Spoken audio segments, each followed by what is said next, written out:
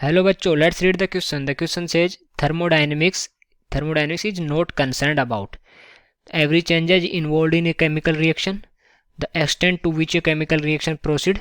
तो फर्स्ट है कि एनर्जी चेंज जो इन्वॉल्व होते हैं केमिकल रिएक्शन में वो उससे कंसर्न है या नहीं थर्मोडायनेमिक्स। और दूसरा है extent to which a chemical reaction proceed, कि केमिकल रिएक्शन किस एक्सटेंट तक प्रोसीड करेगी, the rate at which a reaction proceed, the feasibility of a chemical reaction.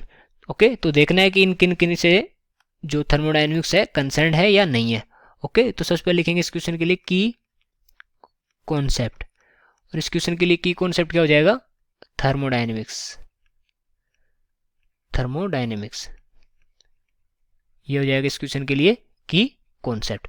तो देखते हैं कि थर्मोडायनेमिक्स में हम किस चीज़ की स्टडी करते हैं। ओके, तो जो थर्मोडायनेमिक्स होती है, thermodynamics is the study of thermodynamics is the study of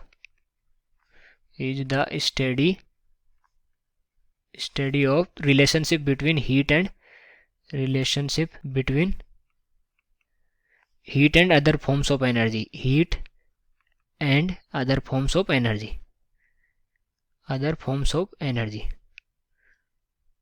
okay. तो थर्मोडायनेमिक्स क्या होती है, जो study of relationship between heat and other forms of energy. Okay, तो जो थर्मोडायनेमिक्स में क्या होता है, ये मेनली बेस्ड होती है इनिशियल एंड फाइनल स्टेट पे। ओके, और ये अपने को जो बताती है कि ये रिएक्शन अकर होगी या नहीं। ओके, तो फर्स्ट क्या बताती है, it tells whether the reaction will occur और नॉट, अकर और नॉट। ओके, तो हमें बताती है कि ये रिएक्शन होगी या नहीं होगी। ओके, और होगी तो किस एक्सटेंट तक होगी।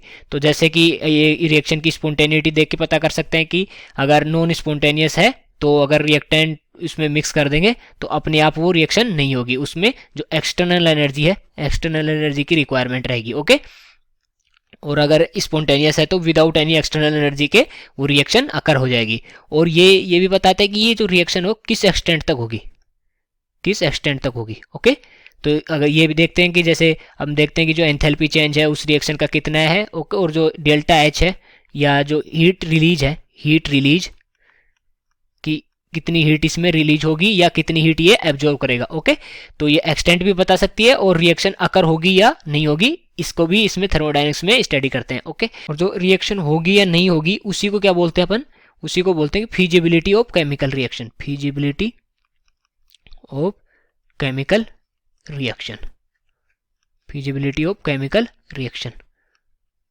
ओके, और अब देखते हैं कि जो ये है थर्मोडायनेमिक्स, इसमें क्या होता है कि जो एनर्जी चेंजेज होते हैं, energy changes involve in A chemical reaction. तो एनर्जी चेंजेस कैसे होते हैं, जैसे कि अब देखते हैं कि कोई भी रिएक्शन है, ए से बी जा रहा है। ओके, तो इसमें जो हीट रिलीज हो रही है नहीं हो रही है, हीट रिलीज हो रही है या एब्जॉर्ब हो रही है। ओके, तो जो एनर्जी चेंजेज हैं कि रिलीज होगी या एब्जॉर्ब होगी तो कितनी रिलीज होगी या कितनी एब्जॉर्ब होगी। ओके, ये these are the energy changes. तो इस जो केमिकल रिएक्शन में जो एनर्जी चेंजेज इन्वॉल्व होते हैं उसके बारे में हम इससे जो थर्मोडायनेमिक्स है उससे पता कर सकते हैं। ओके, और जो ये क्या नहीं बताती, अब ये देखते हैं कि ये जो थर्मोडायनेमिक्स है ये क्या नहीं बताती। ओके, तो thermodynamics is not concerned about the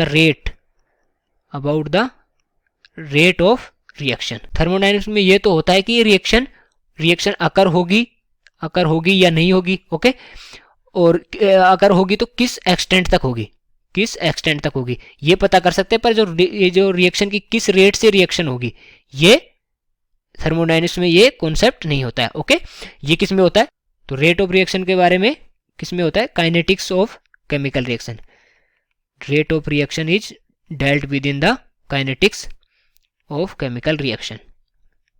okay, वो थर्मोडायनेमिक्स में नहीं होता, काइनेटिक्स ऑफ केमिकल रिएक्शन में होता है। Okay, kinetics of chemical reaction.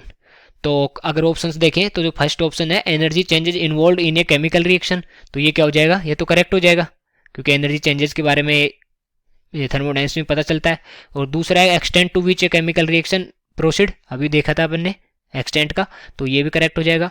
और rate at which a reaction proceed, तो रेट का बारे में इसमें पता नहीं चलता है, ये किस में पता चलता है, काइनेटिक्स ऑफ केमिकल रिएक्शन में स्टडी करते हैं इनको, ओके। तो ये इनकरेक्ट स्टेटमेंट हो जाएगा। The feasibility of a chemical reaction, तो फीजिबिलिटी अभी देखा था कि रिएक्शन अकर होगी या नहीं होगी, ये पता करते हैं, ओके। रिएक्शन होगी या नहीं होगी, तो फीजिबिलिटी भी इसमें पता कर सकते हैं, तो ये भी करेक्ट स्टेटमेंट हो जाएगा। तो अभी पूछा है कि नॉट कंसर्न अबाउट, तो कौन से के लिए कंसर्न नहीं है, सी ऑप्शन इसमें करेक्ट हो जाएगा। So I hope you understood it well, best of luck.